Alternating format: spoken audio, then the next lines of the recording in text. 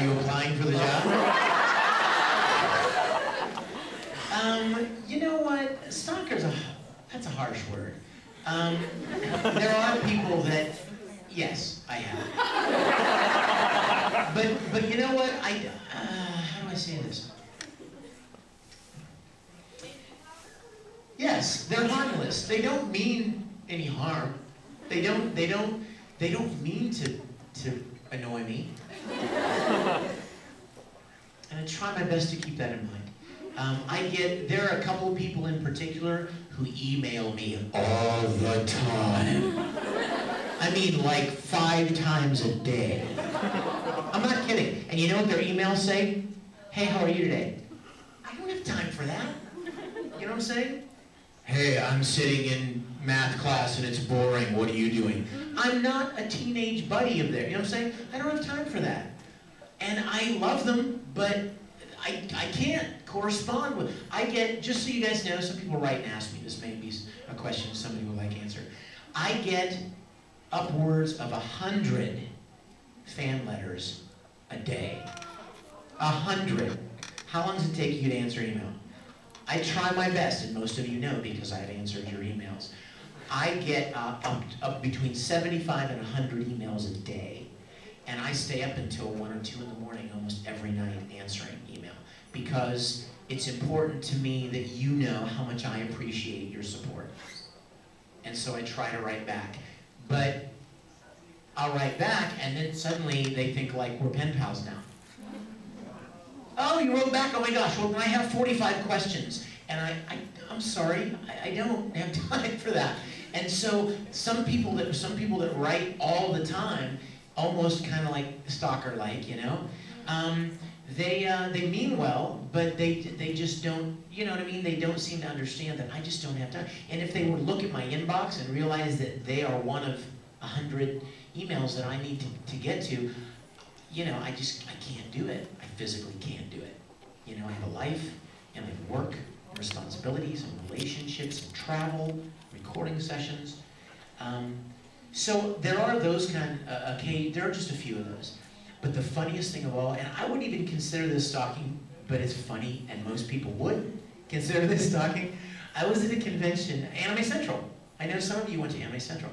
I was at Anime Central, and 2 girls came up and they're like, hi, we have something to tell you. We're stalkers. I'm like, oh, you're cute. No, you're not. And they're like, oh yeah, we are. And they said, you know what we did? And I'm like, what? And they said, this is our dad. And their dad was standing with them. Hi, Vic, how are you? Bill so-and-so, whatever. I'm like, hi, what's up? And the girls go, you tell him, Dad. And their dad steps in front of them and goes, well, a couple of months ago, I was on a business trip to Houston. They live in Chicago or something, right? I was on a business trip to Houston.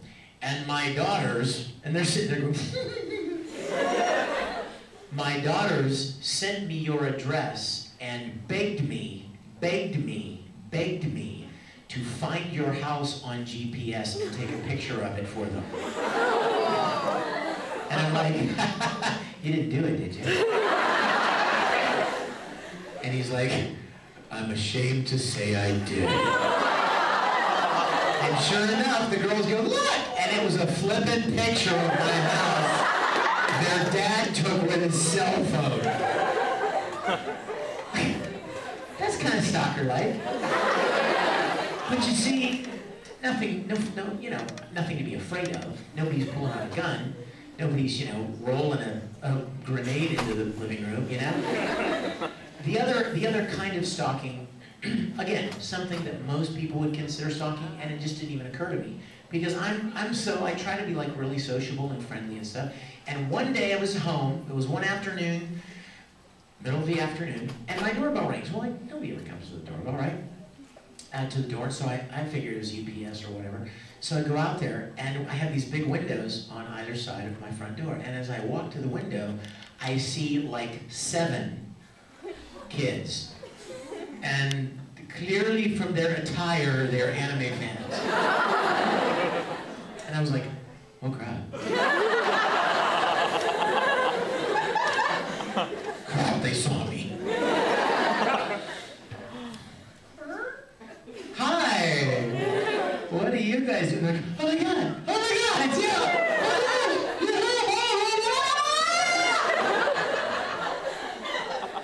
And they're like, we brought you presents, and you know, we live in town here, and blah, blah, blah, we saw you at such and such a con. And I'm like, this is my house.